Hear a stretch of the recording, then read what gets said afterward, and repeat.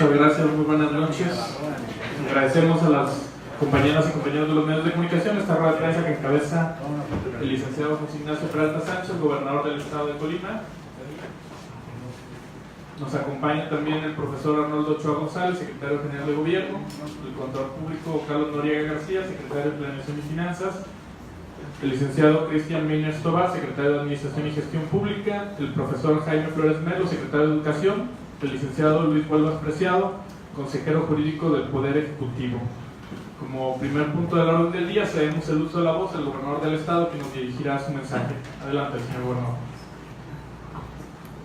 Gracias, muy buenas tardes, bienvenidos a Casa de Gobierno y darles, además de la más cordial la bienvenida, comunicación que como siempre nos apoyan para poder informar y difundir las noticias importantes a todos los colimenses. Saludo además a los funcionarios del gobierno del estado que ya fueron aquí mencionados, agradeciéndoles también su presencia.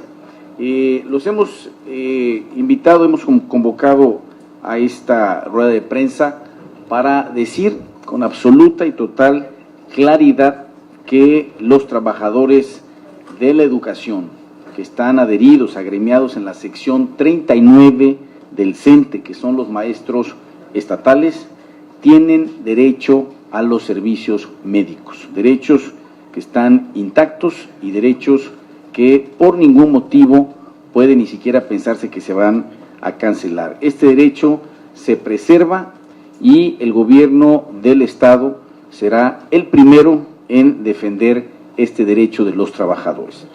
En este sentido, el gobierno del estado mantiene la prestación de este servicio como actualmente se tiene pactado con el sindicato. Los servicios médicos que se brinda a los trabajadores de la sección 39, que son, insisto, los maestros estatales, un poco más de 3,000 trabajadores de la educación, incluyendo los jubilados que tienen este derecho, representan pues un costo de 72 millones de pesos anual. Este es el costo de los servicios médicos privados para los maestros agremiados en la sección 39 del CENTE durante el año 2018. Esta cifra ha venido disminuyendo en los últimos años gracias a una serie de medidas y de controles que hemos implementado para eliminar las irregularidades que existían. De estos 72 millones de pesos que se erogaron por este concepto en el año 2018, 12 millones de pesos fueron cuotas de los trabajadores, es decir, es una aportación que hacen los trabajadores, y 60 millones de pesos es una aportación directa del gobierno del estado. Debemos también decir que la entrega de plazas que se hizo en los últimos meses del año 2018, estamos hablando de más de 1,000 trabajadores de la educación.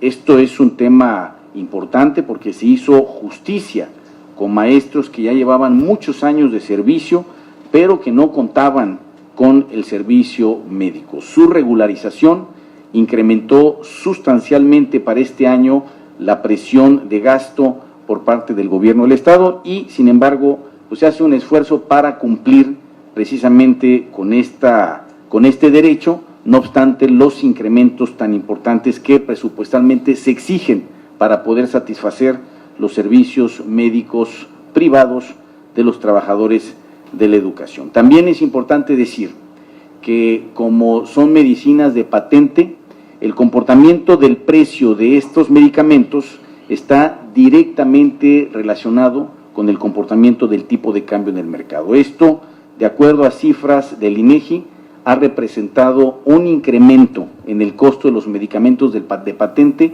equivalente al 30% solamente en el año 2018. Es decir, esto genera presiones financieras incrementales, tanto por el hecho de que hay más maestros a quienes les hemos dado su regularización y por lo tanto tienen derecho a estos servicios médicos, pero también por el concepto de incremento en el precio de los medicamentos que por ser de patente se incrementan de acuerdo al comportamiento del tipo de cambio, entre otras cosas. Es justo reconocer que existen adeudos del gobierno del Estado en el pago de las facturas de los servicios médicos privados que se brindan a los trabajadores de la educación, pero también es necesario decir que esta administración ha hecho un esfuerzo económico verdaderamente extraordinario para regularizar el pago de estas facturas. Prueba de ello es que esta administración estatal recibió un adeudo de 50 millones de pesos que se generó en la administración anterior 2009-2015. Es decir, durante la administración anterior se brindaron servicios médicos privados a los trabajadores de educación, facturas que recibía el gobierno de Estado pero que no pagaban, de tal manera que esas facturas representaron un monto de adeudo de 50 millones de pesos con el que iniciamos esta administración. De esos 50 millones de pesos hemos pagado 35 millones y del pasivo heredado solamente se deben 15 millones de pesos. Del 2016 a la fecha hemos hecho un esfuerzo por pagar de manera regular los servicios médicos prestados y en este momento de ese periodo en el cual ya me toca a mí encabezar como titular de Poder Ejecutivo, se tiene un pasivo de solamente 15 millones de pesos. Esto quiere decir que si no hubiéramos recibido ningún pasivo, que si las facturas en la administración anterior de los servicios médicos se hubieran pagado en un 100%, ahorita nosotros estaríamos en cumplimiento del pago de todas las facturas y tendríamos además un remanente en caja de aproximadamente 20 millones de pesos.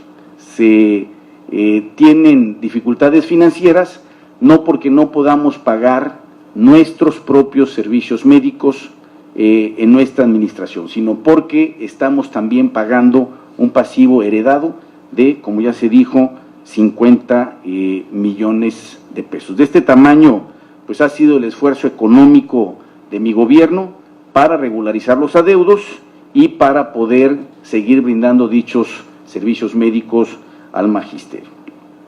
Por otro lado, como ya lo han informado los medios de comunicación, la ley de austeridad del Estado de Colima, que se publicó en el periódico oficial a finales de diciembre del año pasado, nos prohíbe seguir otorgando servicios médicos privados, de tal manera que estamos buscando alternativas, estamos analizando una serie de alternativas que nos permitan seguir cumpliendo con este derecho de acuerdo a la ley, derecho de los trabajadores que yo como gobernador respeto y apoyo.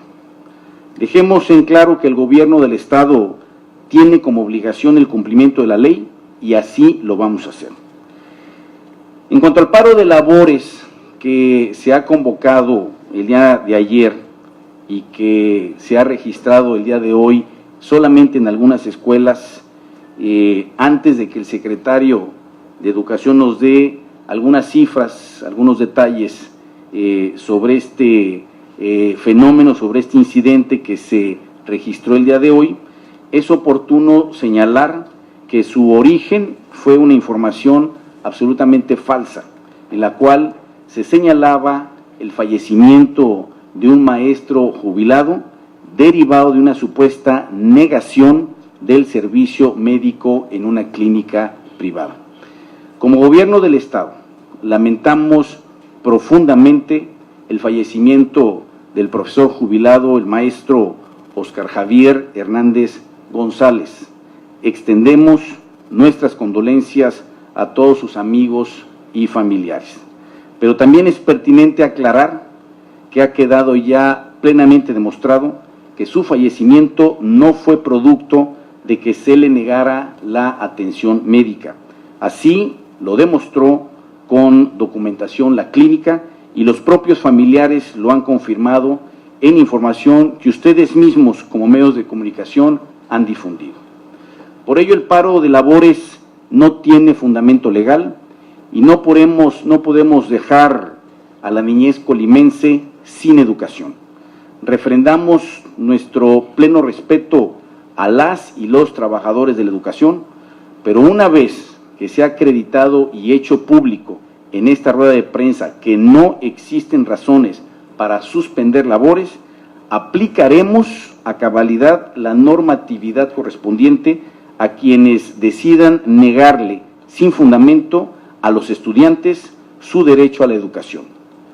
Cedo en este momento el uso de la voz al maestro Jaime Flores Merlo, secretario de Educación, para que nos dé la información y los particulares de el incidente laboral que se registró el día de hoy en algunos planteles escolares. Adelante, señor secretario. Con su permiso, señor gobernador, compañeros del gabinete, medios de comunicación.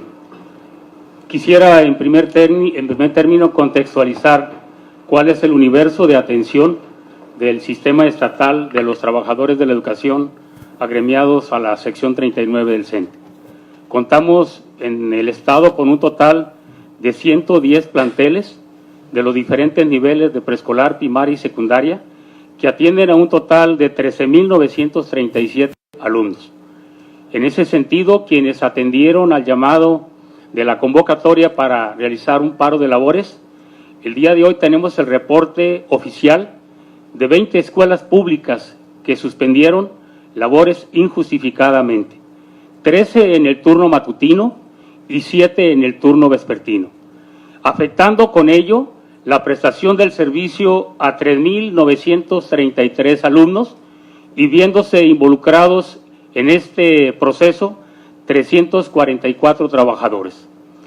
De las 20 escuelas que suspendieron labores el día de hoy, 12 son del municipio de Colima, 11 primarias y un preescolar, 4 del municipio de Tecomán, primarias todas, 3 del municipio de Villa de Álvarez, 2 primarias y un preescolar, y una en el municipio de Coquimatlán. Ante la información que se diera el día de ayer de que se tenían pláticas con la dirigencia sindical y que establecimos el firme compromiso, dirigencia sindical y autoridad educativa, de informar a los maestros de que no se era ya necesario un paro, puesto que se habían reanudado las pláticas con la mesa de trabajo en el gobierno del estado. Pese a ello, se sumaron estas 20 escuelas. Informarle, gobernador, que tenemos ya las actas administrativas que los supervisores escolares en su recorrido por los diferentes planteles levantaron y estamos al pendiente de aplicar las sanciones que corresponden. Esto cuanto, gobernador. Gracias al maestro Jaime Flores Merlo, secretario de Educación. Y antes de pasar a preguntas y respuestas, cedo el uso de la voz en su segunda intervención al gobernador del estado, quien nos dirigirá un mensaje sobre otro tema también de vital importancia en el ámbito educativo. Muchas gracias. Quisiera pasar a otro tema y aprovechar este espacio para informar que fui enterado de las necesidades financieras que presentó la Universidad de Colima. El lunes pasado tuve una reunión con el señor rector, a quien saludo con reconocimiento y con afecto, el maestro José Eduardo Hernández Nava, quien presentó, pues, como ya se ha dicho, la situación contingente que en este momento prevalece en materia financiera en la Universidad de Colima. Como no se ha determinado una fecha en la que reciba la Universidad de Colima los recursos federales a los que tiene derecho, y ante la imperiosa necesidad de disponer de dicho dinero para el pleno funcionamiento de nuestra máxima casa de estudios, giré hoy por la mañana instrucciones al secretario de Planeación y Finanzas, el contador Carlos Noriega García, que aquí se encuentra presente, para que se provea a la Universidad de Colima de los recursos que permitan atender dicha contingencia financiera. Estos recursos se componen de un adelanto de aportaciones que debe entregar el gobierno del estado a finales de mes, así como de un préstamo en tanto se radican los recursos federales. El objetivo es que con dichos recursos se pueda cubrir a los 4.800 trabajadores universitarios tanto su segunda parte del aguinaldo como su primera quincena de este año 2019. Mi compromiso con la educación se mantiene vigente y de esta manera respaldamos y agradecemos a la Universidad de Colima su aporte a la sociedad, tanto en generación de información como en la formación de profesionistas que hoy en día contribuyen a la construcción de un mejor Estado. Refrendamos nuestro respaldo a la universidad en los hechos, como el día de hoy ha quedado debidamente demostrado. Muchas gracias. Gracias al gobernador. Si hubiera alguna pregunta de las compañeras y compañeros de los medios, Quiles. ¿Cuánto fue el apoyo que se ofreció a la universidad? A ver, le pido al secretario de Finanzas que nos dé los detalles de dicha operación, por favor. Buenas tardes a todos. Con su permiso, gobernador. Efectivamente, lo explica el gobernador en el texto que leyó. Nosotros lo que tenemos autorizado para la Universidad de Colima son mensualmente cerca de 23 millones de pesos y otorgamos un préstamo para poder completar 40 millones de pesos, que eran las necesidades que tenía la Universidad de Colima para poder pagar, como bien lo explicó el gobernador, el tema de la segunda parte de su aguinaldo y la primera quincena de enero a todos los trabajadores de la Universidad de Colima. ¿Alguna otra pregunta? Señor gobernador, con esto se soluciona ya el conflicto que se estaba generando en el magisterio colimense, principalmente por el maestro de la sección. A ver, yo no veo ningún conflicto con el magisterio. Si hay un conflicto entre ellos como magisterio es un tema que no nos compete y para nosotros es simplemente importante el día de hoy aclarar. Esta es una rueda de prensa que busca aclarar la situación que se registró hoy como un incidente laboral por un supuesto paro de labores que se convocó el día de ayer, y lo acabamos de decir, de manera ilegal y con base en información que es falsa y que por lo tanto procederemos conforme a derecho para levantar las actas correspondientes, registrar las ausencias y hacer los descuentos que correspondan.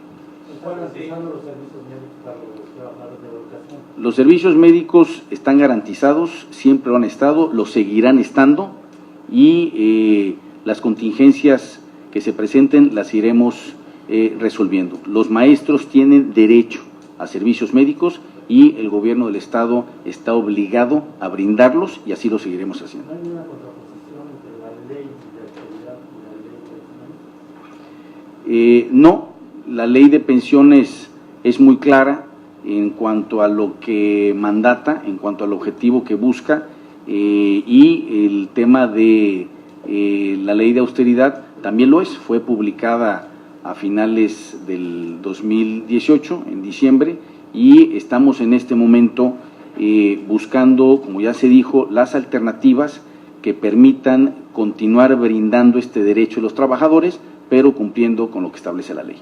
¿Cuáles son las sanciones que tendrán estos docentes que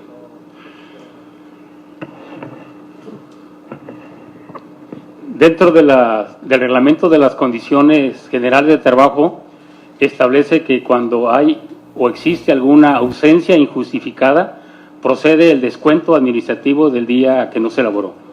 Las sanciones van en el sentido de que cuando se acumulan faltas injustificadas excediendo de más de 3 injustificadas, procede el acta de abandono de empleo. En ese sentido estamos hablando de una falta injustificada por las razones que aquí ya se han expresado.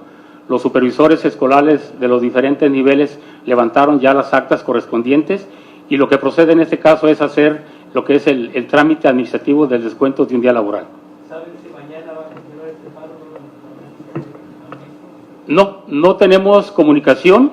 Yo quisiera comentar del compromiso institucional que sostuvimos con el líder de la sección 39, de invitar a los compañeros trabajadores agremiados a esta sección sindical, de que reflexionaran y valoraran que las mesas de trabajo, el diálogo con el gobierno del Estado se había retomado el día de ayer y que existe, como lo ha comentado aquí el gobernador, el firme compromiso de respaldar al magisterio estatal. En este caso, el sindicato entonces es el que tiene que informar si No tiene por qué informar el sindicato que tiene que haber clases. Es un día laboral normal. Los maestros estamos obligados a presentarnos a nuestro centro de trabajo porque no existe una razón justificada para la ausencia. Por lo tanto, nadie tiene que convocar. Es un día normal de labores y por lo tanto los trabajadores estamos obligados a cumplir con nuestro horario y con nuestro calendario. Lo hicieron de manera individual, no atendiendo al llamado del sindicato. Bueno, nosotros, independientemente de cuál haya sido el motivo o el llamado, es una ausencia de labores, es una falta en la prestación del servicio, por lo tanto es una suspensión injustificada. Ya en ese sentido, bueno, se levantan las actas correspondientes en el que quedan asentados cuáles son los motivos que obligaron a ese paro o a esa suspensión. Y bueno, el acta establece específicamente que fue apoyando y respaldando un planteamiento de sus dirigencias sindicales. ¿Cuáles son las alternativas que se plantean para brindar el servicio médico a los maestros de la sección 32? Inclusive que sean registrados ante el IMSS, Se están, como se dijo ya en la conferencia de prensa, analizando estas alternativas. Lo importante es que se cumpla tanto con la ley de austeridad, pero que también se cumpla con la obligación que tenemos de brindar los servicios médicos a los trabajadores de la educación. Cuando se tengan pues los avances correspondientes y las definiciones, se lo estaremos informando y también lo haremos, por supuesto, en acuerdo y comunicación con los maestros de la sección 39 por medio de su dirigencia.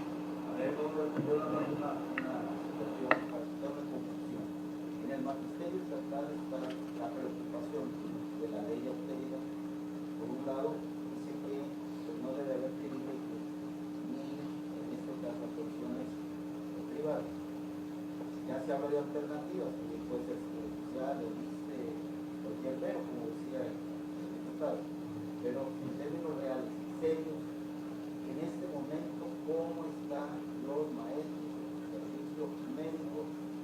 Si la ley lo prohíbe, no lo prohíbe, se atiende, no se atiende, medicinas no hay, médicos ya son muy poquito los que quieren recibir a las personas, a los maestros. Esa es la realidad que quieren saber. En este momento se continúan prestando los servicios médicos, es decir, el cumplimiento de este derecho de los trabajadores se sigue dando en los mismos términos en los que siempre se han dado, de acuerdo a lo que se tiene convenido con la sección 39. ¿Sí? Lo que es importante entender es que el cumplimiento de la ley de austeridad, como cualquier ley, tiene un proceso en su implementación. Es decir, pues el ordenamiento, una vez que se apruebe, que cobre vigencia, debido a que ya concluyó el proceso legislativo, está debidamente promulgado y publicado, pues entonces tiene que haber un proceso de implementación, donde se tendrán que pues establecer una serie de convenios, reservas financieras, cálculos actuariales y financieros, etcétera. La instrucción que tiene el secretario de Administración, pues es que estas alternativas, este análisis de alternativas y la implementación ya del cumplimiento de este derecho, pero bajo un nuevo esquema que permita cumplir con la ley, se pueda llevar a cabo a la brevedad posible, para entonces sí estar en pleno cumplimiento de lo que dice la ley. No se va a empezar con el presupuesto que ya está autorizado desde año, con la nueva ley de austeridad, va a haber ahí un desplazamiento. Pues se tendrán que hacer los ajustes correspondientes si fuera necesario. Muchas gracias, compañeros.